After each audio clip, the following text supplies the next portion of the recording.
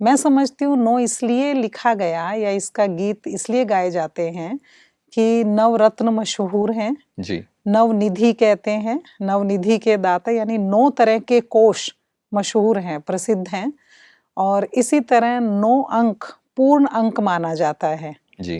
तो लकी तो है ही है, 9 अंक पूर्ण अंक इसलिए मानते हैं कि इसका अगर हम टेबल भी पढ़ते हैं तो इसमें 9, 18, 27 इस सब को 36 इन सब को अगर आपस में भी जोड़ा जाए तो सिर्फ 9 ही निकलता है। जी। बाकी किसी और टेबल में पहाड़े में ऐसा नहीं होता। बिल्कुल, जब 27 होता है तो 7 और 2 जोड़ दें तो भी 9 होता है। 36 है तो 6 और 3 9 होता है। तो ये लास्ट तक 10 तक करेंगे तो इसमें 9 ही निकलता है। तो इसे पूर्ण अंक कहते हैं। तो इस तरह से 9 मशहूर है, प्रसिद्ध है सब तरफ से। तो 9 नक्षत्र माने गए हैं। तो 9 नक्षत्र नवनिधि या नवरत्न, तो इसीलिए नवरत्नों में नव देवियां। अगर अष्ट होता तो अष्ट के पीछे भी कुछ विशेषता होती। तो ये माना गया। ये जो नवरात्रि है, नवरात्रि में 9 दुर्गाओं का गायन है। ये दुर्गाएं शक्ति के विभिन्न स्वरूपों को दर्शाती हैं और अम्बा माँ की मैं मूर्ति देख रहा हूँ सामने, हमारे सामने रखी हुई है। और जैसे आप कह रहे थे कि 8 हाथ दिखाए गए हैं, तो यहाँ पर भी 8 हाथ दिखाए गए हैं और हर हाथ में एक एक अलंकार दिखाए गए हैं कि हर हाथ में एक अस्त्र है, एक शस्त्र है, एक में कमल है। तो हर एक चीज़ का आप कह रहे थे कि जिन्होंने बनाया है, जिन्होंने बहुत पहले ये कहा था, वो जीनियस थे, उन्होंने कुछ तो कुछ सोच कर इन चीज़ों को बनाया है। शायद आज जब बच्चे प्रश्न पूछते हैं या फिर यंगस्टर्स प्रश्न पूछते हैं माता पिता से, वो इन चीज़ों का जवाब नहीं दे पाते।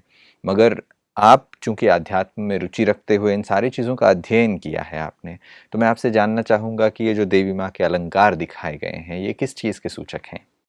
नहीं, पहले 8 भुजाएं दिखाना भी कितना अजीब लगता है कि 8 हाथ वाला कोई व्यक्ति होता थोड़ी है। देखने में तो नहीं मिलता किसी है। के 6 उंगलियां भी हो तो भी वो ठीक नहीं लगता। ये भी शक्तियों का ही सूचक है। और बच्चे प्रश्न पूछते हैं, आपने कहा तो मुझे अपना बचपन याद आया। कितनी छोटी उम्र में हमारे कोई गुरुजी आते थे घर में, तो बिल्कुल उनकी चौकी के पास बैठती थी। तो मैंने पूछ लिया गुरुजी से कि मुझे एक बात का उत्तर दीजिए। उन्होंने बड़े प्यार से मुस्कुरा के देखा, भाई बच्चा बाल सुलभ कोई प्रश्न पूछ लेगा। तो मैंने पूछा, ये बताइए जो दुर्गा जी हैं, इनका ब्लाउज किसने सिला होगा जिसमें 8 बाजुएं आ सके। तो कितनी अजीब बात थी। इसका आंसर उनके पास नहीं था और वो हंसने लग गए। भाई चलो बच्ची ने ऐसे प्रश्न पूछा है। बहुत बहुत छोटी थी, बट मुझे प्रश्न इसलिए याद है कि उसके बाद भी बहुत बार मेरे माइंड में प्रश्न आया कि सचमुच 8 हाथ हो, कैसे काम करेंगे, कैसे सोएंगे, इस तरह से। तो पीछे वाली जो माताएं बैठी थी तो वो मुझे चुप कराने लग गई कि ये इस तरह के प्रश्न गुरुजी से नहीं पूछे जाते, सिर्फ सतवचन महाराज ऐसे ही बोला जाता है। तुमने कहा ठीक है, लेकिन ये प्रश्न गया नहीं माइंड से। ये ज्ञान जब सुना, इस आध्यात्मिकता में इसका उत्तर मिला कि अष्ट शक्तियों का सूचक है ये। और वो अष्ट शक्तियां बहुत प्रैक्टिकल आती हैं हमारी लाइफ में और वो वर्क करती हैं प्रैक्टिकली, हमारी बहुत सारी चीजों में काम आती हैं। तो इसमें जो अलंकार दिखाए गए हैं, तो इसमें 4 तो मुख्य अलंकार ही हैं, जिसे हम स्वदर्शन चक्र दिखाते हैं, गदा, कमल का फूल, पद्म जिसे बोलते हैं, और शंख। उसके अलावा तीर कमान, जोत दिखाते हैं, तीर कमान के बाद जोत दिखाते हैं, और खड्ग दिखाते हैं, खड्गधारी कहते हैं, और एक हाथ वरदानी दिखाते हैं। तो इन 8 अलंकारों का विशेष मतलब है, ये यूं ही नहीं दिखाए गए हैं।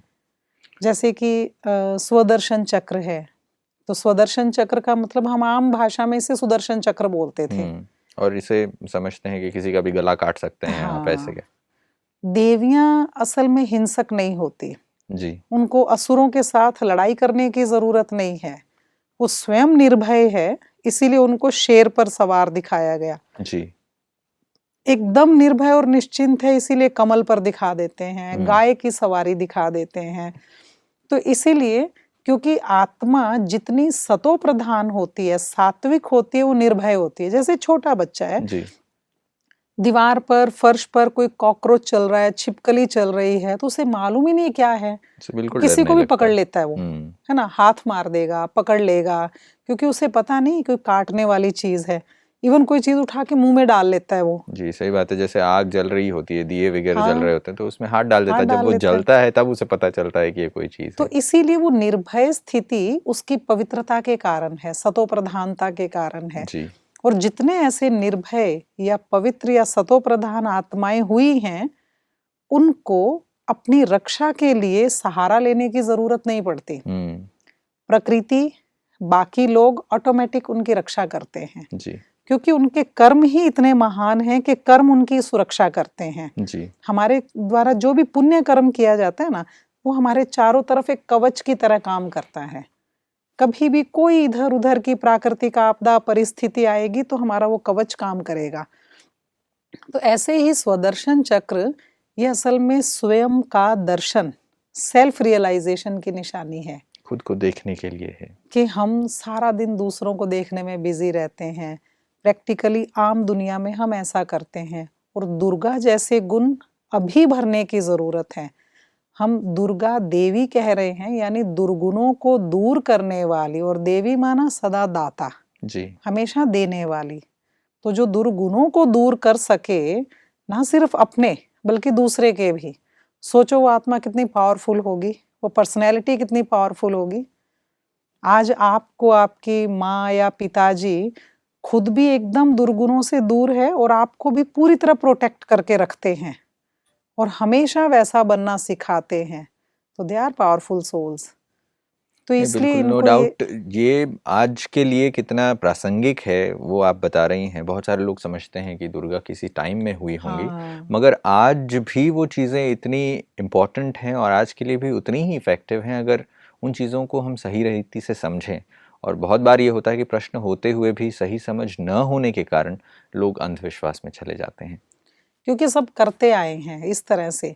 एक परिवार में 9 दिन तक इतनी अच्छी पूजा होती थी। असम, बंगाल में बहुत ज्यादा करते हैं, पंजाब में भी करते हैं, जी अलग अलग एरिया में अलग अलग तरीके से करते हैं। तो वो घर का पूरा एक कमरा, अगर मान लो घर अच्छा साफ है, वाइट वॉश हो चुका है, सब कुछ हो चुका, उसके बावजूद भी एक रूम को मंदिर बनाते हैं, पूरा उसे शुद्ध करते हैं, गंगा जल से धोते, उसको अच्छे से वाइट वॉश वगैरह करवाते, फिर उसके बाद पूरा विधिवत दुर्गा की स्थापना होती। तो उस परिवार ने बताया कि आप दीदी जरूर आना उस ऐसे मौके पर जब पूरी तरह से मंत्रोच्चारण से स्थापना की जाएगी दुर्गा देवी की। तो उसमें बहुत बड़ी मूर्ति उन्होंने स्थापित की और 9 दिन तक माँ यहीं रहेगी। अब इसमें एक इंटरेस्टिंग बात ये थी कि घर में 3 लेडीज थी, सास और 2 बहुएं, उसी कमरे में वो सोती थी और घर में बहुत पवित्र माहौल था। और बच्चे भी स्कूल जाते थे तो माताओं ने सिखाया हुआ था कि माँ को नमस्कार करके जाना है, अम्बे माँ को मिलकर जाना है। तो वो स्कूल जाते हुए गुड मॉर्निंग बोलते थे, बाय बोलते थे जगदम्बा माँ को। बकायदा सुबह शाम पुजारी जी आते थे, वो पुजारी जी उनकी पूजा करते और पूजा करने के बाद ही वो भोजन ग्रहण करते, और भोजन भी खुद बनाते थे। उनको सिर्फ राशन पानी दिया जाता था, किचन दे दी जाती थी।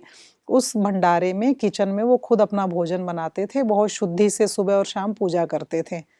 अब घर में 2 मेल मेंबर ऐसे थे, दोनों बेटे, जो स्मोकिंग करते थे। लेकिन वो 9 दिन तक स्मोकिंग अगर करेंगे तो कहीं दूर बाहर जाके करेंगे, फिर बाहर जाके स्मोकिंग करके माउथ वॉश करके फिर उसके बाद ही घर में आएंगे, क्योंकि घर में माँ बैठी हैं। माँ है तो घर में स्मोकिंग नहीं है, नहीं माँ है तो घर में वो ड्रिंक नहीं कर सकते हैं, गाली गलोच नहीं करेंगे, मुंह से अपशब्द नहीं बोलेंगे। ऑफिस जाते हुए माँ से मिलकर जाएंगे, ऑफिस से आते हुए फिर प्रणाम करेंगे, माँ को मिलेंगे। ये सब कुछ 9 दिन तक होता है। और 9 दिन के बाद जब वो जल विसर्जित करके आते हैं, मैंने माहौल देखा खुद घर में। उस दिन फिर मुझे जाने का मौका मिला और सबसे बातें शेयर करने का मौका मिला। उसके बाद दे वर सो रिलैक्स्ड। 9 दिन, हाँ चलो माता जी चले गए। अच्छा जैसे घर पे मेहमान आए और चले गए तो उनको राहत हो रही है ऐसे। इसलिए कि वो 9 दिन इतना शुद्ध रहना पड़ रहा था, पवित्र रहना पड़ रहा था। बहनें एक माँ के कमरे में ही सोती थी, तीनों सास और दोनों बहुएं, और इसीलिए शुद्धि, पवित्रता, बिल्कुल टाइम पर नहाना, पूजा करना, पुजारी जी के आने से पहले नहा धो के तैयार रहना, और स्मोकिंग भी घर में नहीं कर सकते। ये सब कुछ हम सिर्फ 9 दिन ही कर सकते हैं। तो एक डिसिप्लिन्ड माहौल जो है वो भी सिर्फ बस।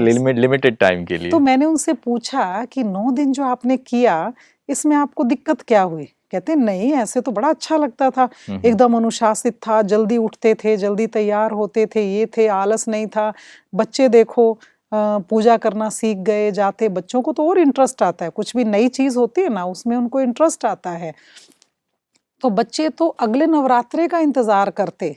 उनके छोटे छोटे बच्चे जल विसर्जन के समय, माँ के जाने के समय रोते थे, और उनको आदत इतनी पड़ जाती थी 9 दिन में कि 10वें दिन 11वें दिन भी वो बाय वही करने अम्बा, आते। हाँ बाय अम्बा, बाय माँ, हम स्कूल जा रहे हैं माँ, ऐसा बोलकर जाते थे। उसके बाद भी उनको इतनी आदत पड़ जाती थी, और वो रोते थे कि इनको क्यों ले जा रहे हो आप, क्योंकि वो प्योर थे ना। और बड़ों को आदत पड़ गई थी कि है तो अच्छा, नहीं लेकिन बस इतने दिन ही। तो लोगों को लगता है शुद्धि इतने दिन ही ठीक है, बस इससे पाप कट गए। 6 महीने के कट गए, अगले 6 महीने अगली थोड़ा नवरात्रि कर आ लेंगे। जाएगी तो उस टाइम हाँ, पे फिर करेंगे। दोबारा काट लेंगे। जी।